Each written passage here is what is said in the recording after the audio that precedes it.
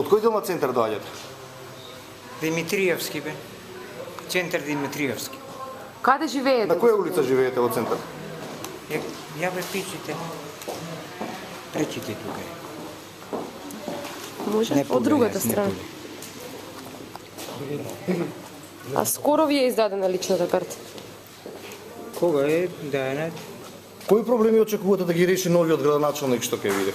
Кои проблеми да ги реши? Шо знам јас какои проблеми да реши ни? Кој беше ваш фаворит во кампањата? Во која кампања? Изборната. Не знам јас. А каде живеете, господине, вие? Од Пустец да не сте? Пустец, ние сега живееме туа во Скопје. Кај сте вие, мајче? Од кај сте? Каде од овде? Од која улица? Кој? На кој? Да. Тука Скопје. Скопје.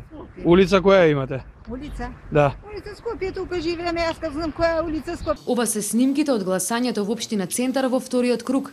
Снимки кои ја вознемирија јавноста и го покренаа прашањето како жителите од албански Пустец преку ноќ станаа жители на Центар. Снимката на старецот од Пустец, односно Центар, кој за малку ги излеташе од возилото додека неговиот шофер на брзина бегаше од камерата на Нова, беше една од највознемирувачките. Нова истражуваше чиј е овој автомобил.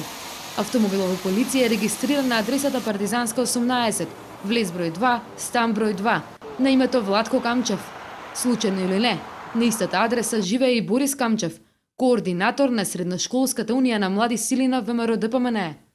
Младиот Камчев не одговараше на пониците за да ни раскаже како се случи семејната кола да ги развозува новите сограѓани од општината во која и тој живее. Чии беа автомобилите е едното прашање, но чии се становите на кои се издадени личните карти е другото важно прашање. На некои од адресите се сместени дури и државни институции. Ако ги следиме списоците на новите жители на општина Центар, тогаш патот ќе не доведе и овде на Илинденска број 63. Како што може да се види од таблата, на Илинденска 63 е сместена Државната комисија за жалби по јавни набавки. Еве да претпоставиме дека новите сограѓани во општина Центар не ги делат истите простории со Државната комисија за јавни набавки, бидејќи горе има уште еден спрат. Но ако го погледнете тој уште еден спрат, ќе сватите дека тешко дека овде може некој да домува. Погледнете.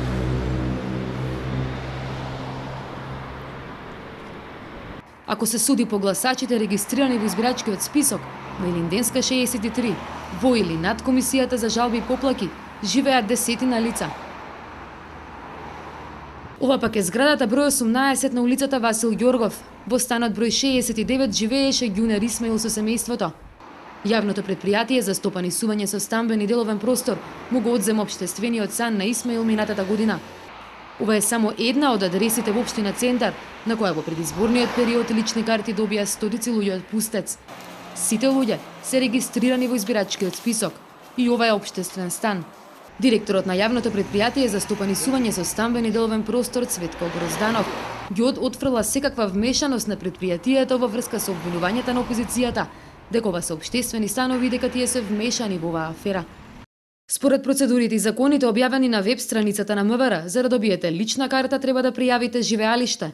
За да го направите тоа, треба да имате докази дека тоа е ваш стан или пак да приложите договор за закуп, но и да ја докажете вашата намера постојано да престојувате во земјата, односно потврда дека сте вработен, потврда дека децата ви посетуваат училиште во местото каде пријавувате живеалиште или доказ дека сте собственик на фирма во Македонија.